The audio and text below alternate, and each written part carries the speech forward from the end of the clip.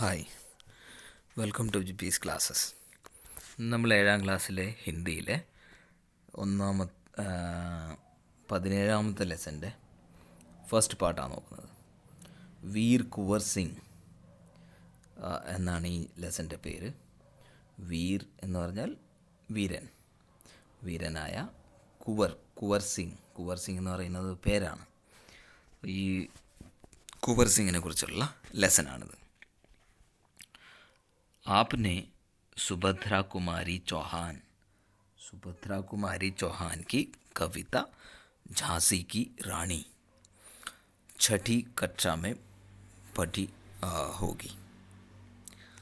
അതിൽ പറയുന്നത് സുഭദ്ര കുമാരി ചൗഹാൻ എന്ന കവയിത്രിയുടെ ഝാൻസി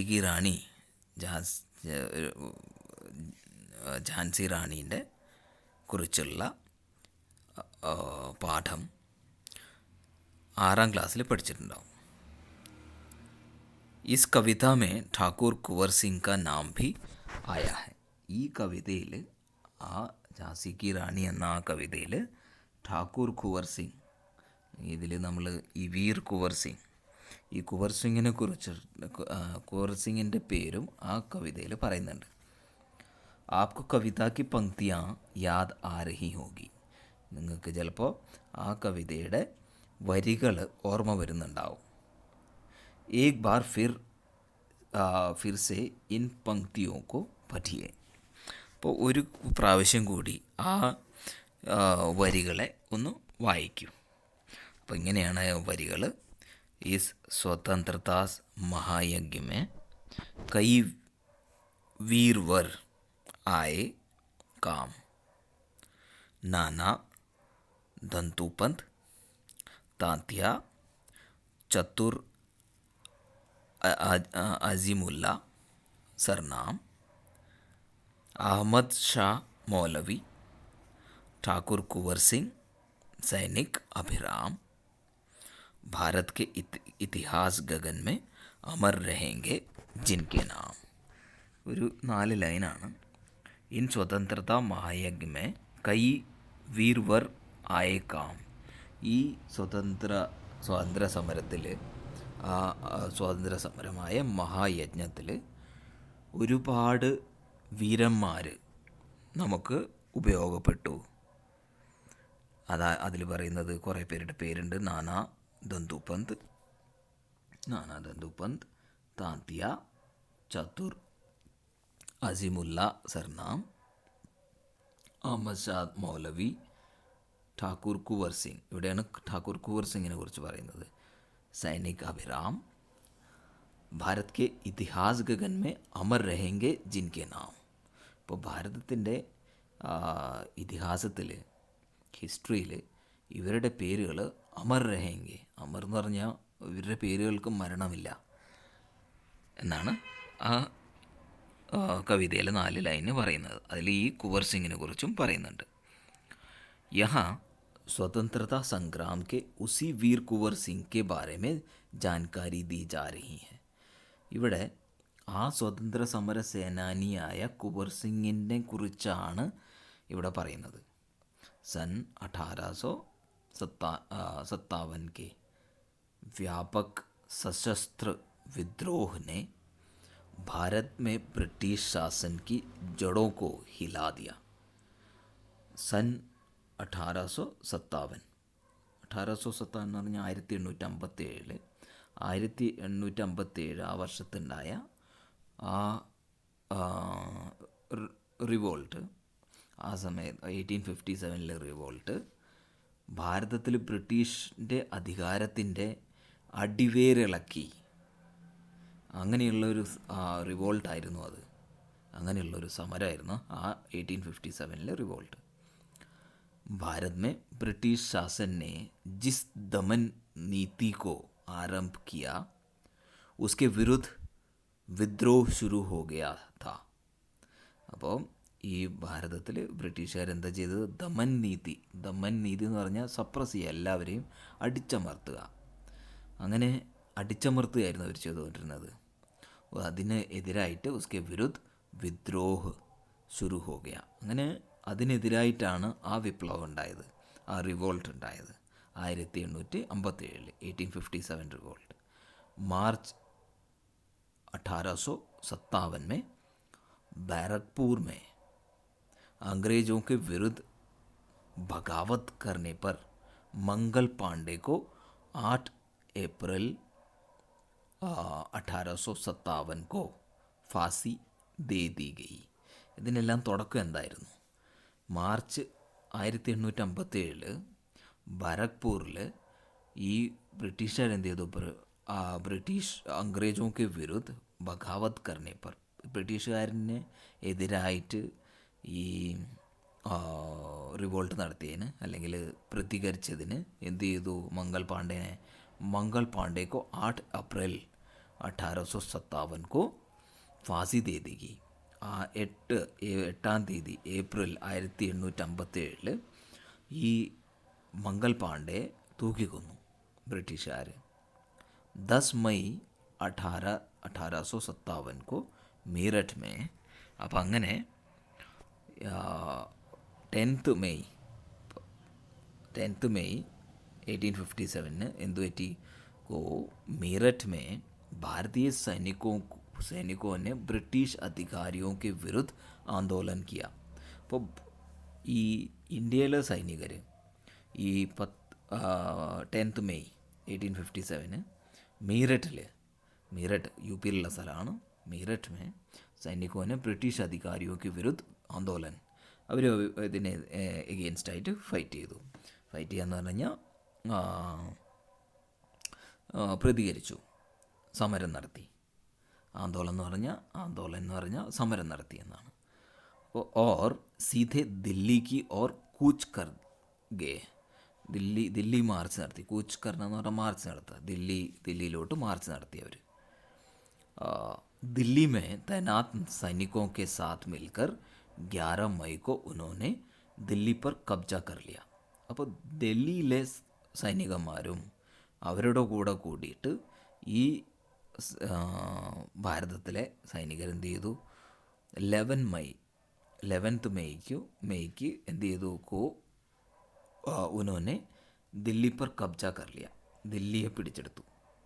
और अंतिम मुगल शासक बहादुर शाह जफर को भारत के शासक घोषित कर दिए.